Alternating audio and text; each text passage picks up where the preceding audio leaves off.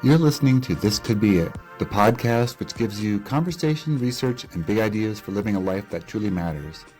And for helping you start today because, well, you know, this could be it. It's not that weird for me to admit that I am absolutely enthusiastic to talk about the existential given of death, is it? You might be asking the wrong guy in this case, but I think you framed it perfectly. It's not that weird to get excited about to talk about death. I mean, is it? Well, it's a context. I'm not looking excited about like your death. I'm just excited about like collectively. Wow, I hadn't even thought that. So I'm relieved to know now that you had ruled that out at some point as the thing you're excited about. Yeah, the fact that I articulated it might be alarming too, but no, it's not your death. It's not my death. It's our death of humanity, because as we discussed last time, Spoken like a true Bond villain. Nice. as we discussed, there are 4 things that are coming to haunt us until the day we die and haunt us in our anxieties before we die. Quick refresher. Number 1, Death. Number Yeah. 2, Freedom. Number 3, isolation. And then number 4, your bread and butter. last time I checked, your bread and butter was meaninglessness. Okay. Well, and by the way, that didn't mean to one. sound like a test, but I was testing I you. dodged that one. What? Meaninglessness. Meaninglessness. The void. The void. And so that gets to come in a few, but today, man, I'm even dressed for it in case you had noticed. Yeah. I am, which is really no different than any other day, but I am so excited to talk about the existential given of the fact that we are all completely careening towards the inevitable end and how that can be a good thing. But also, let's just be honest, let's talk about how it's not. Are we game? I'm stoked. I'm sorry, I was trying to be. I'm so glad to hear that. Yeah. Great. Yeah. Great. Yeah. Okay. So I think a fun thing for you to answer for us, Yeah. given your sweater, which seems to be bedazzled in skulls, is, can you tell us what a memento mori is? I would love to. Latin phrase, ancient, translating to remember we must die. And back then, centuries ago, it was a little bit of like a remember you must die so that you can get to the promised land or that you can abide by these rules that we've put forth in society. But also make sure that you live, because your lifespan is going to be like 14 frickin' years. So like make the most of them. Nowadays, it's all pretty much about carpe diem. So remember we must die, because don't be a normal human who tries to deny it. Try and override your tendency and focus on the fact, contemplate the fact, oh, you're a limited time only situation, honey bunny, and maybe that could be a good thing for you. Yeah. I mean, it is a little shocking how mature those 14-year-olds were when the ancient world, when they were, oh man, this is my 13th birthday. It's almost here. The great promised land of, I don't actually think their promised land sounded too great, but you know, we have our own task now, don't we? Because we have people who are doing everything they can to help us live longer, and imagine that we'll live forever. Mm-hmm. Don't you think? Like, that's a big pressure. So it's almost like the rest of society says, Yeah. you'll never die. Right. Yeah. This blue zone obsession, right? Centenarians, cool. Get to 100 if your lifestyle's okay, or if you can feel like your quality of life is there. And then this idea like it's a medical problem that needs to be solved. This pesky situation of aging, and advancements are made. But interestingly, most people appreciate that there is a finite situation to life, because they can't appreciate this thing called temporal scarcity, which is this notion that when we know that something is limited or rare, we value it more. So I think we touched on this before, but if you knew you could live for infinity, or even, let's just say, a paltry 1,000 years, how would that sit with you? Well, I think 1,000 years is the sweet spot, really, because I'll finally get through the stack of books I have and old New Yorkers that I was able to complete before the new New Yorker came in.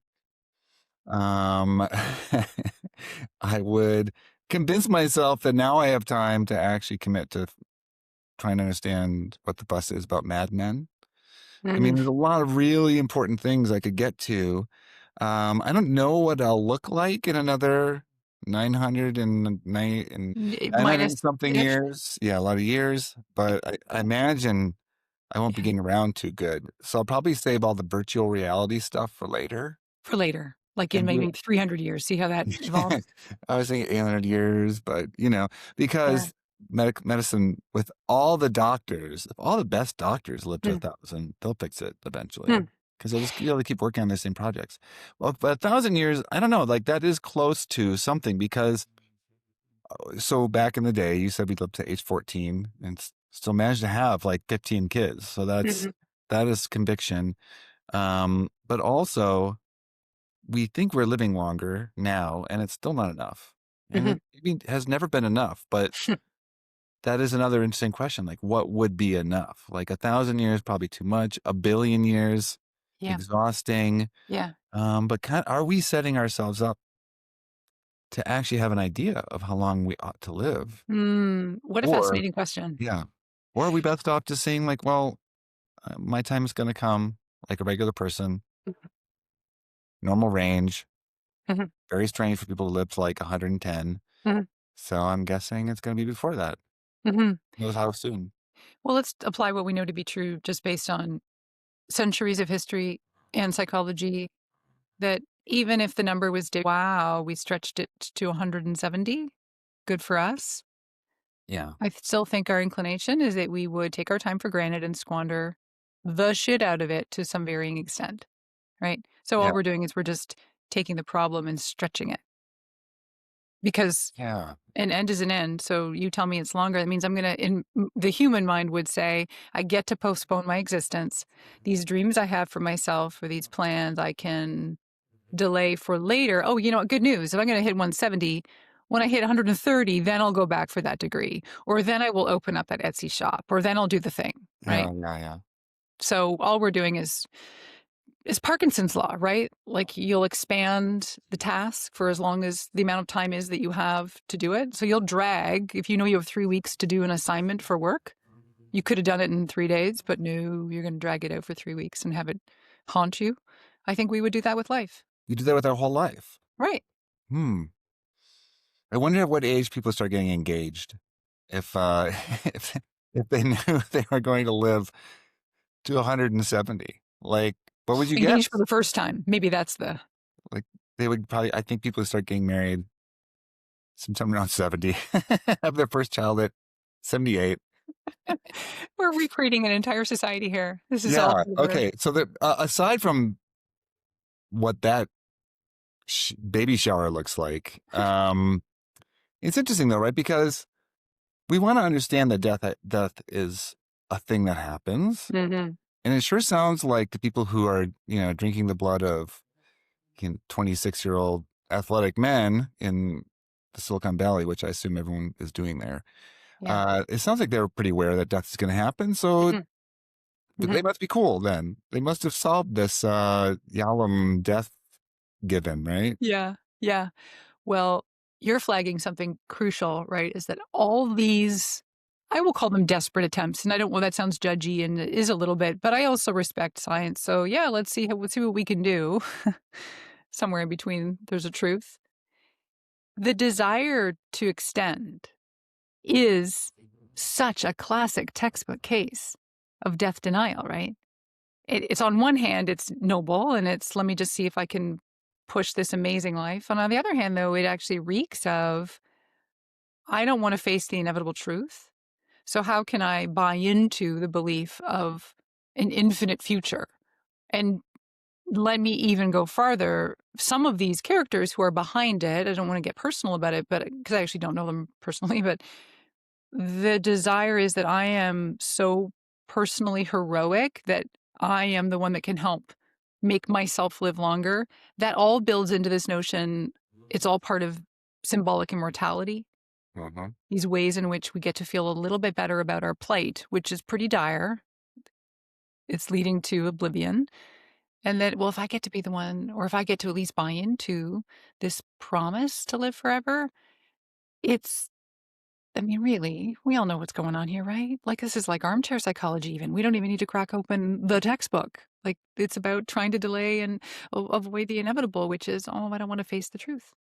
You know, when I first heard about people who wanted to live forever, uh, maybe this says more about what what my life felt like as a teenager. I was just like, Mhm. why of this? Mhm. Mhm. Mm. You know what I mean? And I was physically fit. Mhm. I wasn't like, this is one of the arguments I think we sometimes hear, right? So Mhm. someone who wants to live really long, do all the longevity stuff, then they will tell you, I don't, it's not because I want to live in a 96-year-old broken down body for an extra Mhm. 30 years. Mhm. It's like all of it. It's just going to stretch out the good times. I'll be much more fit, Mhm. much more able. I'll live like I was a young person still. Hmm. And I just really, when I was young, was Yeah. definitely not, not seeing the appeal, even with a young body that could do all sorts of exciting running and jumping and things like that. Um, so that's an interesting thing too, right? Like, Mhm. what is it about life that Mhm. some people want to just go forever? Mhm. I'm going to come back to fear. I think that the better answer, that's maybe more charitable, and I should pause and allow for it, is that these are people who are truly just engaged in life and are sucking the marrow out of the bone and don't want to give it up. Mm, Awesome. uh-huh. But I actually just still don't think that's it, right? It's this relentless, they're grappling with the world's most troubling concern. And it's the primordial source of anxiety. So why would some people not want to? Now, if you're a teenager and you're not really, actually, children and teens can be riddled with death anxiety and they don't know it. It's actually Uh-huh. kind of a common phase of psychosocial development, right? Is this like awareness that as I become more independent, what does this mean as I age? But that's a whole other topic. Uh-huh. I think it still is. I think it still reveals the unsettling nature of pushing out the obvious. Yeah. Well, we've got a lot of ideas that we can play around with here. Mm. Why don't you tell us real quickly again, just to segue back to the previous episode, like Mhm. what did Yalom want us to consider, Mhm. or other existentialists want us to consider, or Mhm. people who got memento moris back in vogue, what Mhm. was 15 years ago or something like Mhm. that, Yeah. around the time of the Mayan apocalypse. If you remember that, that was a lot of fun. Um, that's another thing we can talk about, the apocalypses. And Whoa. do you think plural would be apocalypsi? I think it should be. Ellipses. Yeah, I think I wish I was dead right now. But yeah, like so Yalom, other existentialists, the Yeah. people who, have the skull of Yorick. Mhm. Do we forget how strange that must sound now to take seriously? Like Hamlet walking around. You all know Hamlet, right? Because everybody knows Hamlet. Mhm. But he could apparently, at least on one occasion, opted to walk around with the skull of Yorick and talk to it. And so he Yeah. just had access to the skull of Yorick, and it was a Yeah. thing you did, was Yeah. walk around with the skulls of people. Fascinating, right? So like, what is that? What is that ideally? What are we looking into the eyes of when we hold Yorick's Right. skull up? Yeah, which really, I guess, wouldn't have eyes, just to be super clear with a Eye holes. skeleton, but What are let's we just into the work eye with it. holes of? The eye holes, the Yeah. cavernous eyes, yes. Yeah. Well, back to your point about, like, what do the existential thinkers have to say about this topic? And here's why it's an existential woe or given or, like, ultimate concern in life. We know we are going to die, and we are wired with this desire to live, to contribute, to be. And then the two of those mashed up together don't play nice. So when we try to deny it, so this is our coping mechanism, is rather than bum ourselves out every day, consciously at least, let's just avoid it, not talk about it. But then the issue is that it's unavoidable. Mm-hmm. It seeps in. And so sometimes it seeps in because you watch any movie that features death, or you have a funeral procession drive by, or you watch your own body start to betray you in age, or a loved one dies, or the flowers in your vase die, and it's a symbol of what is happening to the rest of you. And it's this simmering underneath us that even though we try not to talk about it, we even in our society now don't even deal with death in the way that they would have, a century ago when people were out in the open and we'd see the body of the loved one in the living room. We now try to overcompensate and deal with this. We don't, with denial is the way we look at it. It'll pop up in through different manifestations of anxiety. And so this is this ultimate call that I think we're involved in our own different ways to say, hey, but wait, we don't need to dwell on it. This doesn't need to be gothy morbid. And yet we could shine a spotlight on it for a quick second, a thoughtful way, and use it to our advantage to remind us that the very focus and contemplation of death is the thing that can help us to live with more intention. So that's the quick soapbox pitch. Yeah. So it's interesting, right? Because there's a lot of steps in there if you Yeah. think about it. Number one, get a little brave and just know and let it be in your head somewhere that someday there'll be nothing in your head somewhere because you'll be an empty skull. That's an awkward metaphor, but yeah, like just know that we're gonna die. If you can get there, that's pretty good. And then know that you might have reactions to realities of death. Yeah. That's tricky, right? So how do I know that if I'm nervous about my kids going on a road trip, that's because I think they'll die versus that I think that they'll call me at an inconvenient time and ask me how to change a tire or something, right? Like, how do I know that those are the anxieties, or that they'll get hurt, or that they'll realize they don't need me anymore as a parent, or a million other things you can spin out, right? Like, so that in and of itself is a tricky task. Like, how do we know that when we're freaking out in a tense, internalizing way that we're freaking out about death? But then ideally, like we can accept death. I think you're more cuddly than I am with death, but I would say like if you can get to the point where death is like a good neighbor, you're good shape. Yeah, I'm like hugging my neighbors usually. Yeah. And I'm not together, but like they're there. If I see them, nod my head, little wave, Civil. catch up on the kids. How are your kids, Death? Those sorts of things. So that's about as best as I think I'm going to get to. And part of that, I think, this is interesting. We should unpack this if this is true. I kind of think that part of this death acceptance thing is a little bit like the fawning response that humans can have to scary things. Like we think like we're like with the good neighbor thing. If I do happen to live in a neighborhood where there's a serial killer and I'm like, hey buddy, how you doing? How the kids?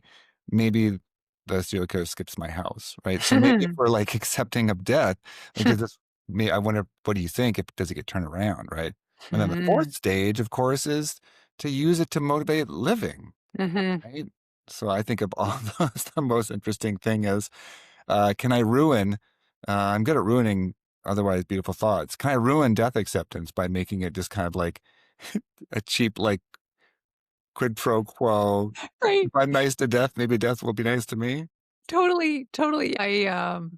I've often called my own desire to suck up to the Grim Reaper as a bit of a mental way to find an okayness with it. It is a fawning thing. And again, if you can name it and call it, then that's fine. You don't. Oh, Death, you're so cool. Death, you're so cool. I can't, I just love how close we are. Like, I know you'll not, I I know. totally trust you. You can totally trust me. And it'll like buy me some time, maybe a few extra Mondays. Some Mondays would be nice. You said something earlier that made me think about the ways in which we combining denial and then also, there's no hiding it. And you, when pontificating getting to 1,000, and then saying something about maybe seeing yourself age, I was just reading something about how that is one of the many examples of how they're called boundary situations in psychology. These moments that we are faced with, like the awareness that we're actually mortal, and we don't always think of it consciously. So things like, retirement is a biggie for a lot of people. Now it's a new transition into life, and now it's making me have this awakening to, wait a minute, I am definitely one step closer to the grave. But less obvious than that, it could be like the big birthdays are obviously biggies for some people more Yeah. than others. When your kids, for example, go to school, that's the sort of, wait a minute, this is a new phase of my life. I'm absolutely aging. When your body starts to go, when you see a picture. So this is the thing I just read. You might see a photo of yourself. You go, oh my gosh, I look like my aging mother. And that is the awareness. And there are apps that you could age yourself. And there's been a ton of work on that. I don't know if you've ever done one of those. I've done one and it aged me to the age of around 78. And for me, again, I don't find much phases me in this topic, but for many people, that's this like an intentional take your breath away to go, yeah, like of course this is coming. So How far can you go? Can you go like 135? well, back to 170. I mean, we're maxing. We're like basically you're just Yeah. looking at a grave. Like we all know we're like a 1,000, like at best a skeleton if someone was nice to us. But Yeah, at yeah. 135, that I think.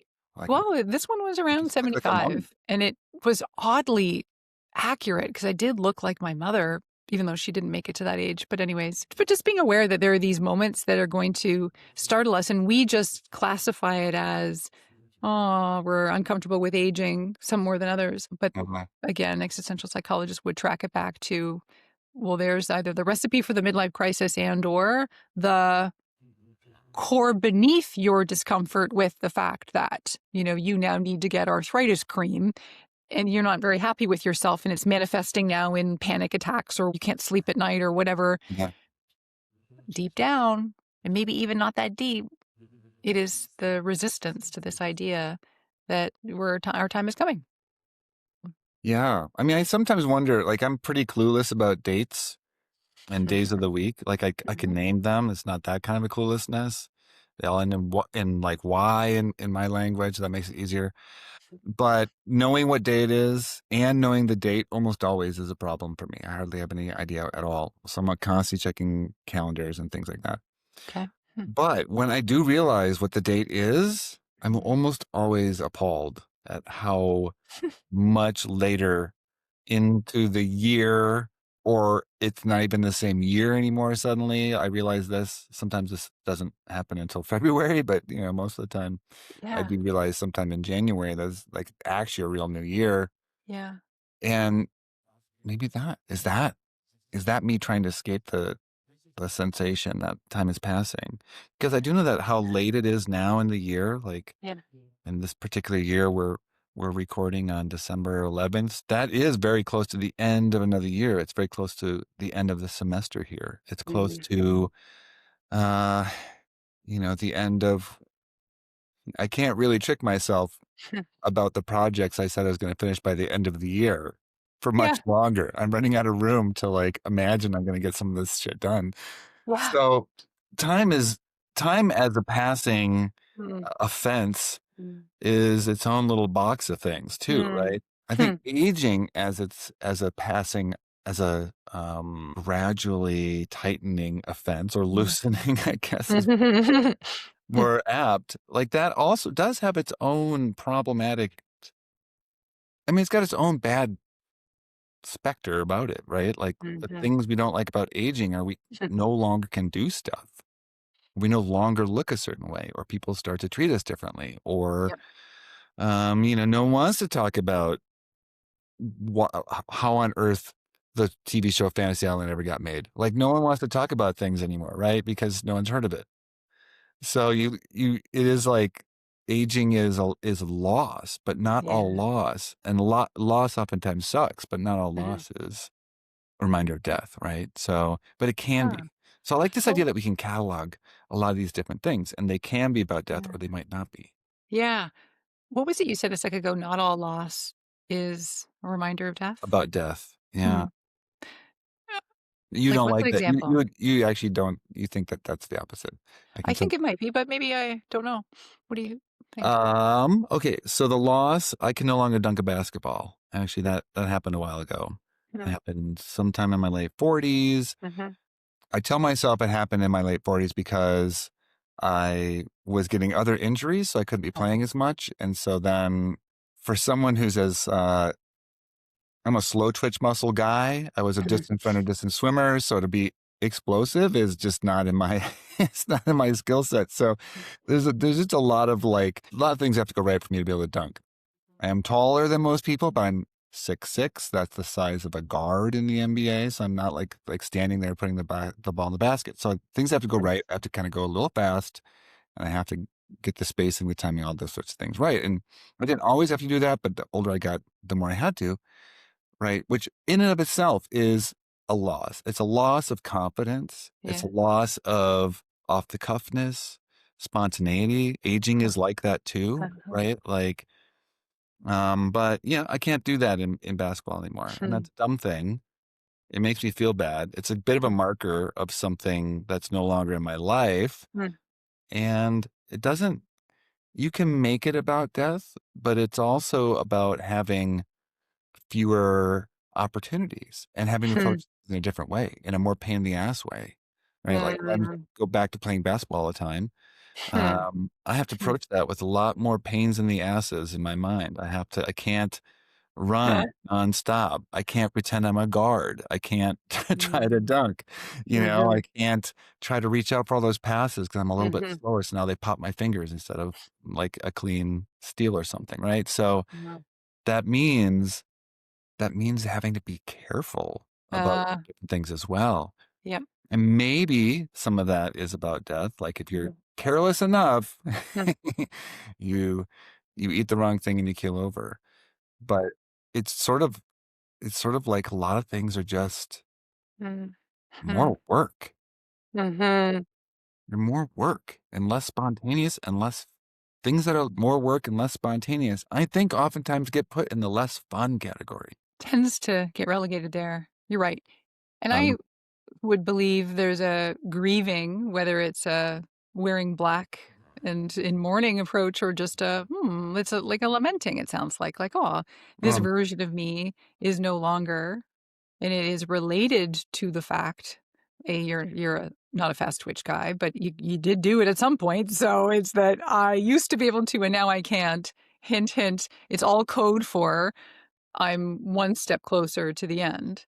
And so, now that I'm making this sound incredibly morbid, this is part of the acceptance, though, right? And it's acknowledging that, wow, we're going to have these unfortunate moments where we might grieve, for example, like a career that is over if we moved on or retire, or grieving the exit of kids, or yeah, the changing of the body. Maybe it's even a lost plan that we have to put to bed, like a business idea, for example, that maybe you feel like the ship has sailed. And I will adamantly and overly aggressively maintain that you're not dead yet. You could still probably do it. We tell ourselves, well, I can't start that business if you're a certain age, when I would, grab you through the screen and, oh, violently shake you. yeah, But like The anyway, Ring or something. The movie The Ring. grieving the loss of who you could have been. Those are all these minute things. And some of the psychologists will talk about it, called like practicing death. There are these little Oh, tiny steps we take where we are unwittingly trying it on for size and getting more reps in, unfortunately, as we get closer to the end. yeah. I mean, it has a way of, Mhm. Hmm. well, this all, of course, assumes that we are going to just kind of age our way to the grave. And that certainly isn't guaranteed.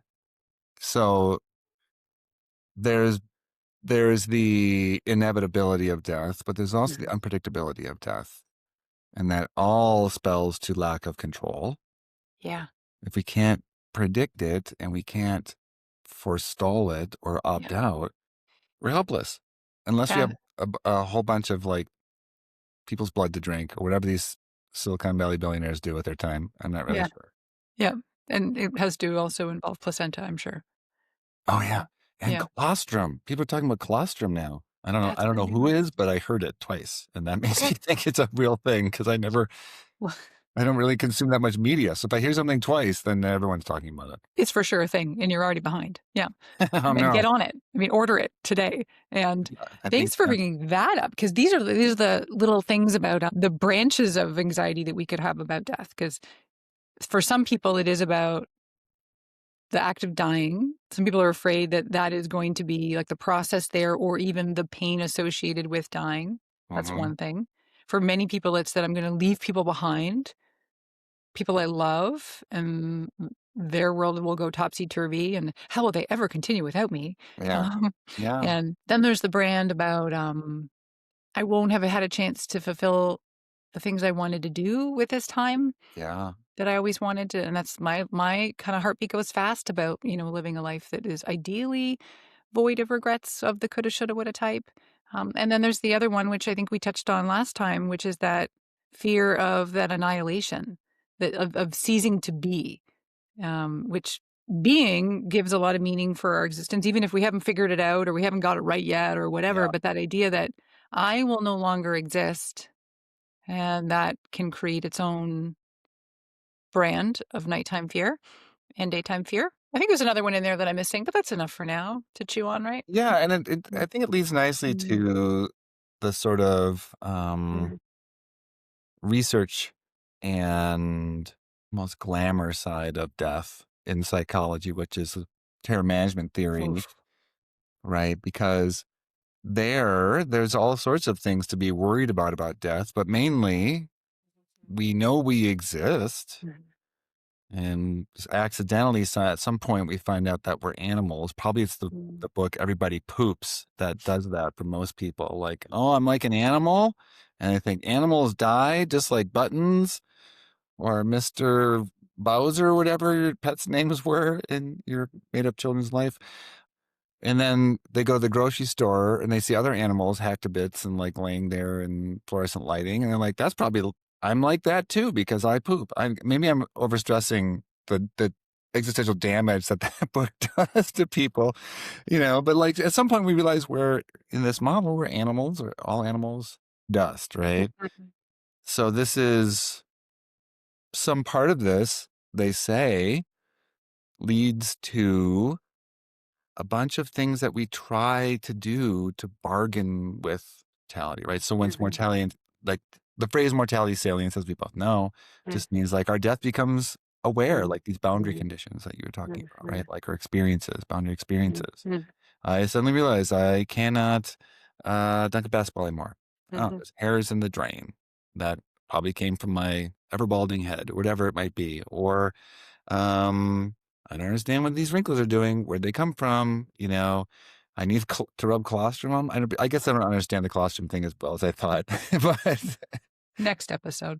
are placentas like erasers? You just grab a fistful and you rub your wrinkles away. So, there is that idea. Now, if we're unprepared, right? This goes to the argument. If we're unprepared, like you said before, we get this like diffuse anxiety. We don't know what to do. Something reminded us of death. Maybe it was the butcher aisle in the grocery store. Maybe it was pants don't fit anymore, or other things that people remind us of aging. They'll tell us about creatureliness, which is a strange, bonkers little word, but I think it's Jamie Goldberg's research, maybe. Once we're triggered, then we start doing crazy things. I love it. I get so excited. I can see it. I can see this is like you. I'm expecting great things from the next words out of your mouth. I'm gonna leave you on suspense. I won't even do justice. So the trio of psychologists that came up with terror management theory, I just love that this has been a replicated study after study after study after study, and culture after culture after culture has shown that this is kind of how we react, like you perfectly set it up, when we become aware of the fact we're mortal and it doesn't sit well. And so I find it fascinating. It can go one of two ways. So we would typically seek some sort of solace in a worldview that we possess, right? Like, here's my religious affiliation. I'm not even doing this consciously, but I'm somehow going to maybe double down on my belief structure or my political Extra holy party. water. Pardon? A little extra holy water. Exactly. One more communion, double down. Yeah. Just two in the mouth. um, Make a sandwich. you might choose to wear a certain political hat, or you might choose to really align with your party or your alumni group or whatever the group, your culture of your country, becoming sort of very nationalistic or whatnot. Because like that helps you feel not again top of your mind. It's not a conscious thought, but that if I somehow feel aligned and rooted in this belief structure I have that has been going on for years before me and will go on for years without me, it just gives me just a wee bit of comfort amidst this uncomfortable moment of, the terror that I don't like the idea that I'm not going to live forever. So that's the first part, right? Like aligning with this worldview. And then we try to make ourselves feel better. Sorry, we will try to boost our self-esteem, which is usually contingent on how well we've adhered to whatever that belief structure is. And that could even be, you're using the examples of wrinkles in hair and the aging, the looks part of it. If you're aligning to what a U.S. culture looks, there's a very clear depiction of what men and women or whomever should look like. And so then if we're feeling unsettled, we may choose to go get a facelift, right? In order to just somehow feel better about ourselves. Up at the Faces R Us store. Exactly, at the placenta store. It's right The next to placenta it. store. Oh, placenta place. You missed your chance Oh, damn to it. nail that one. You could rebrand it. Yeah, so it's interesting, right? So we look to, you mentioned this is all involved, like earlier you raised the idea of symbolic immortality, right? But it's interesting, the piece about we try to coax our self-esteem a little bit higher, or we try to align with some sort of big thing that's going to outlive us, right? The cultural worldview, I mean, you can argue that tries to dispel fear of death because you're part of something that lived long after you, but it could be trying to dispel the meaninglessness plague, the meaninglessness given, right? Like, well, no, I do know all about life because I'm part of this movement and they've got the truth and they said that the world's going to end next Tuesday on this particular hill. So we're going there, just to circle back to remind myself I want to talk more about apocalypses. But the other end of it is so strange, right?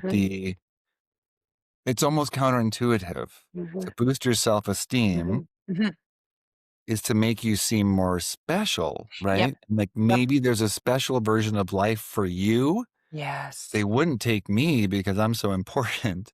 Oh. Important people never actually die. Oh. They just go to cool place without the rest of us. Yeah. Something. It's like the thinking is bonkers. I'm loving this so much because you're right. Specialness is one of the really glitzy tidbits of this death denial.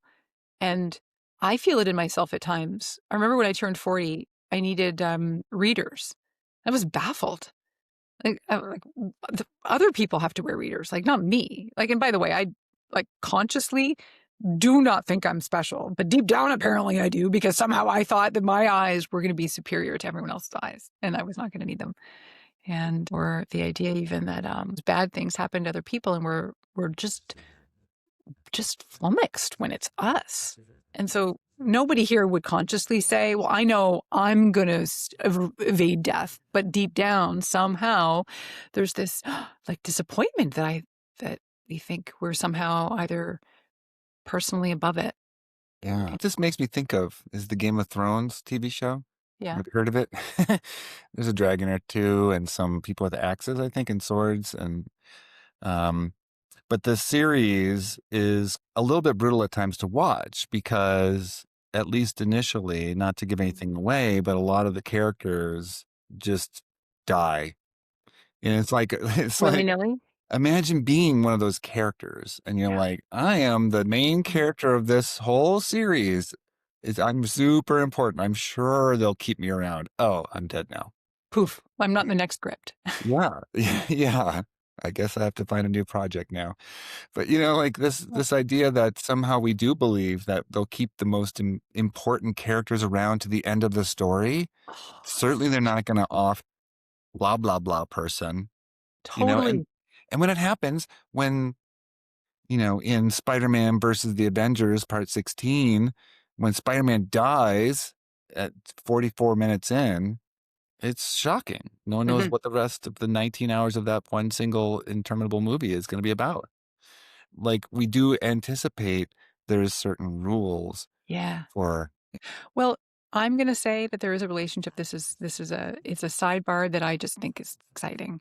That we are victims of culture in a way that if all the movies and shows we watch are very precious and they don't get rid of the character, or they say, oh, he died, but then the next episode is that it was a dream, or that it was, even though he was on life support and it was looking dire, they brought him back. It actually feeds into our weird sense of optimism that's so distorted that somehow it's possible. I love a show that is willing to take out the main guy or gal in episode 2. Like, I just love that. It's sort of like harsh reality. Let's bring it on. We could maybe use a little more of that. We'll campaign for that in We'll Hollywood. campaign. Kill off your most lucrative characters as soon as possible. Leonardo DiCaprio, done. Yeah. Well, as an actor, wow, I didn't think you were advocating for that. No, wow. I'm sorry. This is not real life. This is in the script. Okay, it's in the script. So that takes place not really in our heads, but also in our heads. Like, somehow we are trying to think we're not so special. We're trying to obey all the right rules, like in that part of the bargain. Then, like, well, I didn't violate any important rules about life. I, waited at the crosswalk patiently. I didn't go darting into traffic. I avoided trans fats, whatever those are, and all these sorts of things. So in one sense, we kind of are like trying to play by the rules as if that's going to be a big game changer for us. I don't know if that's associated with the symbolic mortality, where we attach ourselves to something that's going to last longer than ourselves. But it does seem like that desire to do the right things gives us a sense that we are now protected, and if bad things happen to us, it's not fair. Yeah. It should have happened to someone else because I did all the things right. Totally. Okay, now this is making me even more excited. I didn't know it was possible, but it is. This is like a leveling up. Now we can cross-pollinate 2 concepts we've been talking about. So the symbolic immortality. So for many people, it's making something that, okay, well, if I write this book or I paint this painting, I will go, but people will admire it for years. And then the point you're making too about specialness, that will be maybe because I've created this thing, or because I followed the rules, or because, don't you know, I'm special. Another version, I think, of the 2 of those together is even this idea about workaholism. And this never occurred to me, but now I'm snooping around. For many people, this desire to keep advancing a career or accomplishing more through career, or it doesn't have to be a career, but it's an easy model. It could be working in your work shed. I don't know. But this idea that it's this infinite advancement. It's this way that I'm going to keep making and growing, and I will ascend like the ladder that won't end until, well, duh, it will end. But it's this delusion that a lot of us play. And I recognize in myself, I'm a bit of a victim of wanting to be productive at all times. So much so that I find leisure hard, which is very hypocritical of me, because I'm the leisure, like, get out there, take your time, enjoy life, whatever that, but maybe talk about your it. number one leisure activity is lecturing others about how they should have some more fun. And it's not even ironic at all. Yes. And thank you, Mike. And so anyway, reflecting on that, like, I really realize our culture is rife with self-identified workaholics, and it may come back. I think a lot of that comes back to seeking meaning, which you'll have something to say about. Looking at it like an enduring pursuit, that it'll always be there, that I can just keep accomplishing more and getting promoted or getting recognized. And, well, clearly that's a ruse, but it makes us feel good. Yeah, I mean, we can map that onto so many different ideas, right?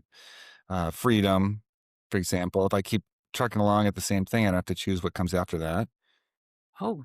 Purpose, right? We like to be productive, even if there is no purpose to it. And we look productive. We look like we know what we're doing, and then we don't have to answer any awkward questions, right? The uncertainty of everything is settled if you know you're just going to grind yourself to the bone. The challenge of coming up with a truly incredible life is deferred if you don't have spare time to conceive of it, right? So, like, there's all sorts of great things people should definitely try to tap into with workaholism. Here, I'm gonna It advocate serves so strongly many for it. uses. This is amazing. I know. Just put your nose to the grindstone before you know it's grinded your whole face away. I don't really actually now that I don't really know where did that saying come from?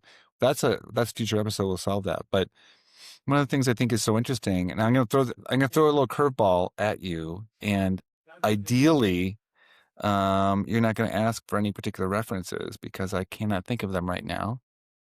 But my sense of the terror management theory literature, and I'm probably going to speak a little bit quiet because Ted Kaczynski lives just a few hours down the road in Colorado Springs, and I don't want to get on his bad side. No. So, as you may know, I think I'm known more for questionnaire-based research, but I'm also running experiments all the time. And most of the time, the idea goes you try to replicate the big study and then you tweak it somehow to see if your idea works. Well, terror management stuff is something that we have had a really hard time replicating these days. And I've No talked way. to other people as well, Yeah. who shall remain nameless again. So I'm not asked for any references Nope. and to actually back this up. But I will say, like, it raises one question, and this is a big question that we can't answer today. But I just want to put that out there. Yeah. Is it possible that terror management's glory days is early 2000s, maybe into the teens when there are meta-analyses showing effects all the time, if they've slowed down a bit, was there something in the air, in the culture, the way the culture of the 80s prepared us to think about death, the way the culture of the 70s prepared us to think about hedonism, the way the culture of the 60s prepared us to think about youth, right? Like, is there something about those decades leading up to that research that's maybe lessened or changed in this? Like, if you look at fashion, I don't know what this has to do with it, but like, if you look at fashion, if you show pictures of someone like a musical group from the 50s, they're like, that's the 50s. Show the 60s, that's the 60s. Everyone knows what the 70s looks like. Everyone knows what the 80s looks like. We kind of know what the 90s looks like, thanks to the excessive use of neon colors and purple and yellow together. But once you get into the 2000s, you have baggy pants appearing on the scene, and then you have yoga pants, and then that's been the last time anything's changed in like 20 years, right? We were at a point where times would change. They'd heave themselves into convulsive change. Like, if you just look at the decades, the first 5 decades, 6 decades, including the civil rights movement, right? And assassinations of presidents and their brothers, right? Those first 6 decades were pretty bonkers by any stretch of imagination. 1970s, all of a sudden, violent crime became a thing. Like, you have movies like Escape from New York, where people thought literally, like, if you go to New York, you will be killed. Like, what was happening then? And was that special enough to create a somewhat different dynamic? Or is it the case that maybe in this new millennium, where things seem to be happening all the time, but not much seems to be changing, is that changing, altering the emerging generations of people as they navigate this death thing? Well, my mind's blown off. I've a comment and a question. I've How do I often, know? How do I know so much about fashion? That's a good question, I think, right there. um, I I've often thought that question about fashion and music, and I wonder if we're too close to the flame to even know where we're. You know, when you're in it, you're like, "What are people? How are people going to describe us? Is it like is it the end of history illusion that we somehow Yeah. think while we're here we are like things aren't changing anymore? So, but yet Neither. you're different than most because you're not just a guy sitting back with a beer talking about music videos. Yeah. You're a guy who's run actual experiments in university. Help me understand that, and as we pontificate this, I've been really with relish describing to myself and anybody who will listen, which, really forcing myself on people to describe how terror management theory explains our behavior in a post-pandemic reality. Because that to me was like the most global Yeah. example of mortality salience, right? So when the whole world became aware life is maybe dangling in front of me, people got scared. wittingly, or they knew it or they didn't. And then they affiliated with their political party or their group, et cetera, super duper tight. And then one of the drawbacks of terror management, which we haven't articulated yet, but it's probably obvious now, is that then sometimes we will disparage another group because they don't align with our group, which I know humans just do anyways. But when it means that if your view interferes with my view, and my view is what's giving me safety right now and helping me not, pee my pants because I'm afraid of dying, maybe of COVID or from other, then I need to put you down. So the tumultuous nature of our world right now, my rationale has been that it's a trickle-down effect of what had happened through the pandemic and then elections, and everybody kind of just split their parties, et cetera. So globally, that seemed to be a convenient explanation, but what I'm hearing you say is it's not working in these specific realms. And so I'll offer you the floor to comment. Wow. Well, this could go in a million different ways. I could definitely talk myself into misstating history.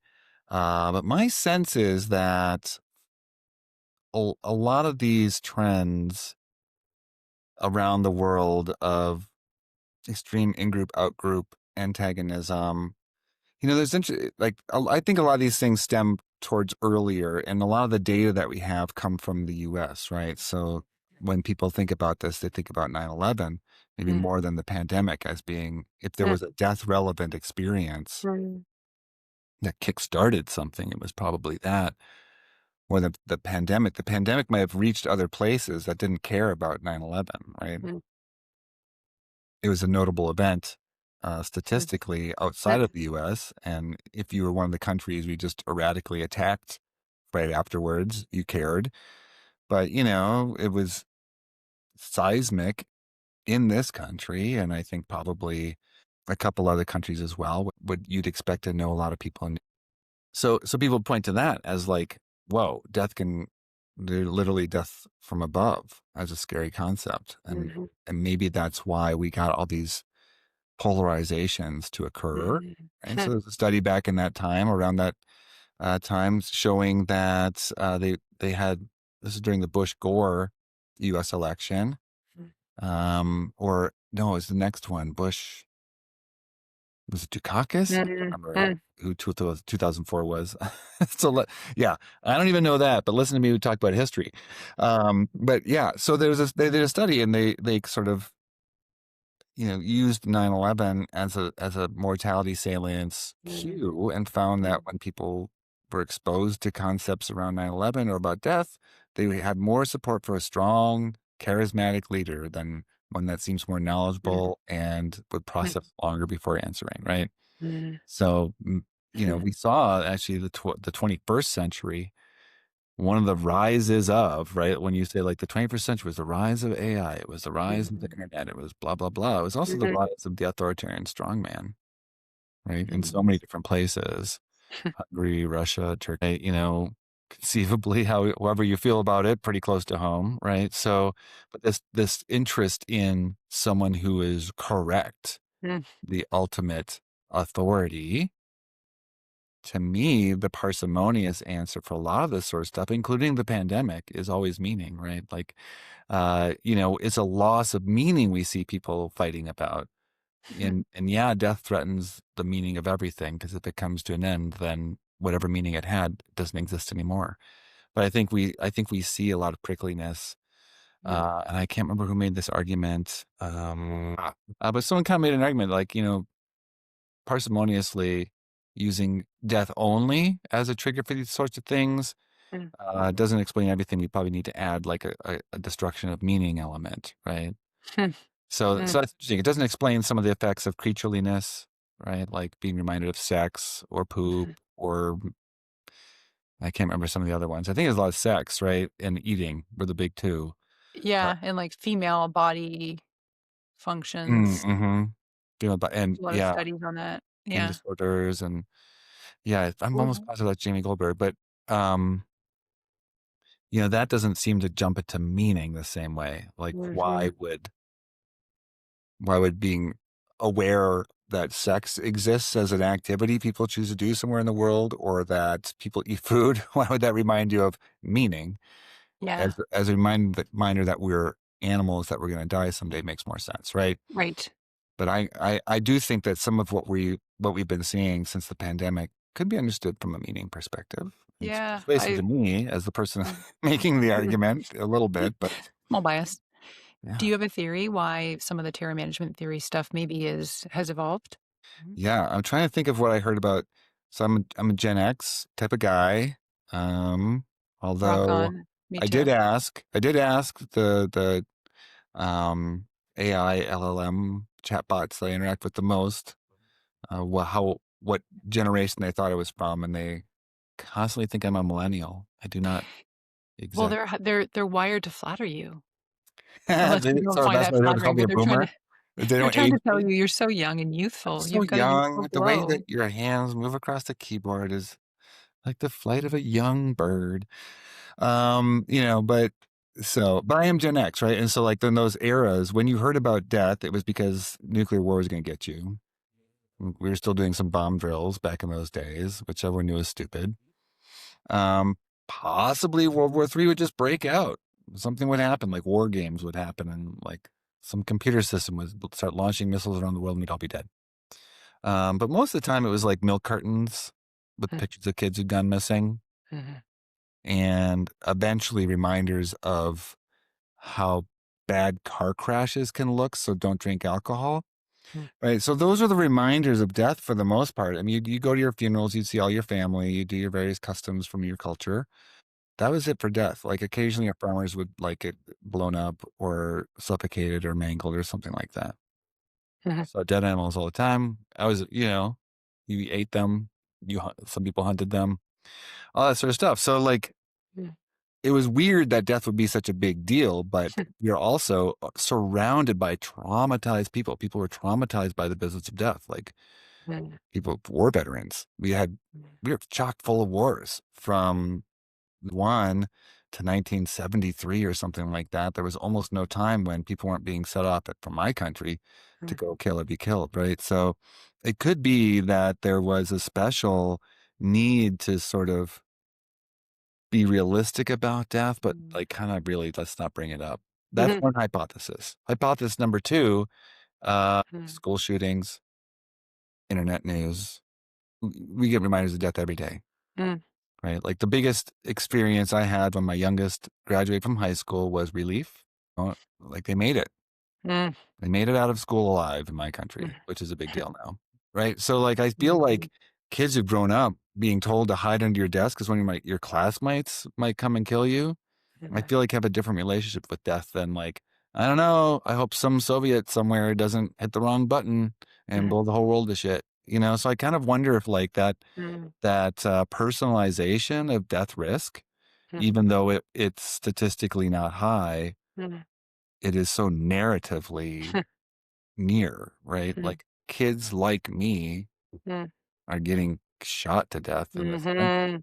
And it's such a big problem that Mhm. we need to practice what to do if it Mhm. happens here. Right? I kind of feel like I don't think this is a unique idea. I think people have said like that specter of imminent death has changed some aspects of culture as well. But then the internet bringing news from everywhere, voices of hate, right? Like a lot of Yeah. kids have an experience of some strange username Mhm. savaging them, telling them they should go kill themselves because they expressed Mhm. some kind of opinion about Mhm. Taylor Swift, right? So I just feel like they're Mhm. not our generation. We tell ourselves we were raised by wolves, and like every single Mhm. toy we ever had was rusty or could kill us, and all, like all that sort of stuff. And the free Mhm. candy fans were patrolling the playgrounds nonstop, right? But we were never.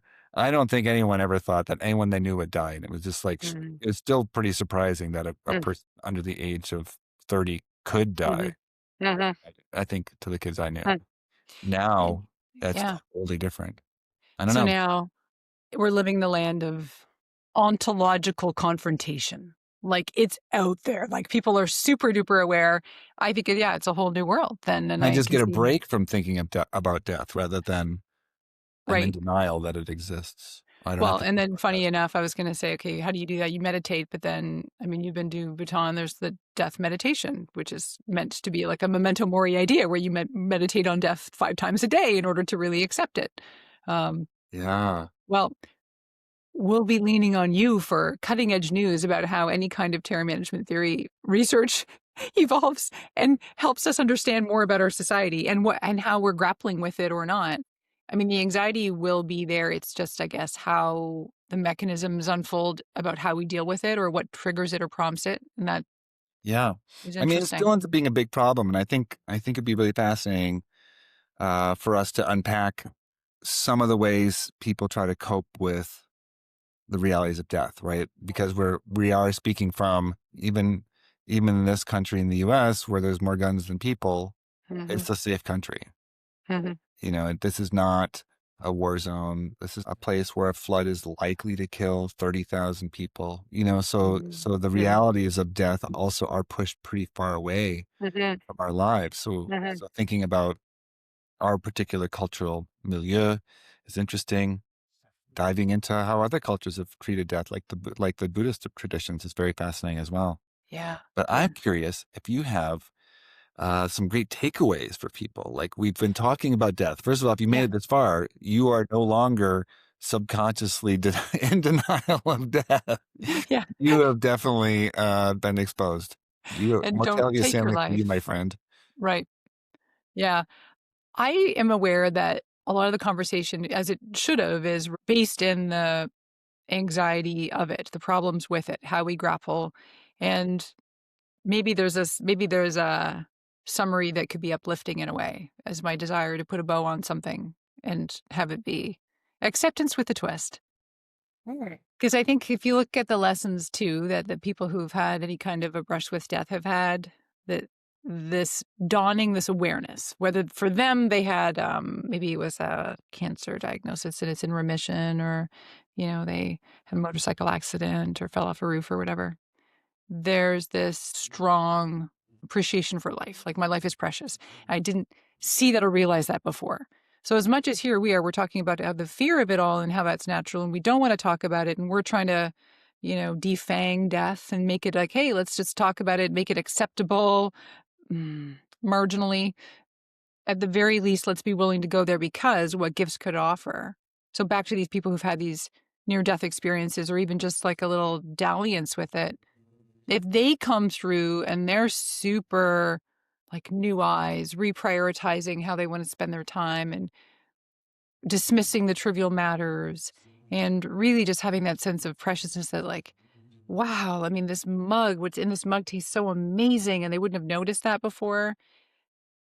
I don't want the rest of us to have to go through a near-death experience, even though I'm super duper jealous of those who have had one. But how do we replicate and just think about that, right? Like maybe this conversation is the version of really being reflective, because there is research out there that if you just are abstractly reminded of death, that is the stuff that could trigger the negative terror management theory. Or, Yeah. how horrible would it be to be listening to this podcast and not really use it constructively and then just go and start to feel more anxious? That's not the point. It's how do you use this in a reflective way? So the research is clear that if you use what's called death reflection, like really stopping and thinking about, how much time might I have left? And how would I reprioritize my life if I really did know that it was limited? Or if I really did think that I got out of the hospital today and I was just discharged and I get to live this life. And wow, I don't need to worry about that stupid thing anymore. My emails can wait. Or that person, I don't need to say yes to being on that committee because that's just not going to fill my proverbial soul. So that to me is, I think, where we can summarize that all this, it's coming, we know it, let's accept it, and let's use that as the motivator to be more thoughtful. And quite frankly, just like let's all just pretend that we had a near-death experience right now, and we get to see life through like this roar of awakening. That's what psychologists can sometimes call it. Don't you want the roar? I like that. I like that. Yeah, let's put a bow on some of these little bits of conversation because there's just too much to get to, which is why we wanted to do the podcast after having our own conversations, being like, oh my God, we got to keep talking. And Mm-hmm. shake us up a little bit about that. Like we don't only have to be the victim of death. Yeah. We can do stuff right back right back at death and say, I'm gonna use your threats as motivation Yeah. to, roar to life and create the kind of life and notice the kind of life that we want to be in. I like the way you put that. It's sort of in defiance almost. If that suits some personality types, then awesome. But we talked earlier about fawning over the Grim Reaper, but maybe it's a little bit of like the fuck you of like, yeah, you're coming, but I'm gonna live the crap out of this life until you come. Yeah. Okay. I think I like this now even better. We want to have like a whole bunch of different responses to death, depending on your style. Exactly. We got to And make room for different personalities and preferences. So, what would yours be? How do you want to? mine would be to endlessly plan and never do anything. Yeah. Is that uplifting enough for everyone? Sounds super motivating. So, I mean, yeah, I don't do as many of the things that I think I really, really want to get out and do because there's other shit going on. Hmm. Like Hmm. I'm in the grind in a lot of ways. Yeah. And a lot of things I want to do, Hmm. I feel too Yeah. sorry for myself about when I get home. And instead of going for a jog or doing a terrible job at pretending to learn yet another language, I like to say I'm illiterate in 5 languages and speak only one. Right? Like there's other things. My wife asked me, what instrument would you like to learn how to play if you could? I was like, Yeah. I think piano is the most useful. I could literally have a piano in our house, my grandma's piano, Yeah. and I could go home. But instead, I'll Yeah. probably, um, do something pointless. So Yeah. there is a little bit of like, don't waste it feeling that feels guilty to me. Like I feel Mhm. like death is death translates into guilt and self-recrimination sometimes Yep. that I think, and a lot of people might think, is motivating, but it Yeah. isn't. It's actually paralyzing most of the time. So I Yeah. think this like roaring to life, what Yeah. can you move towards? What can you embrace? What can Yeah. you smell and experience more is much better. Not because death is so scary, or well, maybe because death is so scary, you want to do the opposite. In a time of Mm. terror, you want beauty, whatever it might be, right?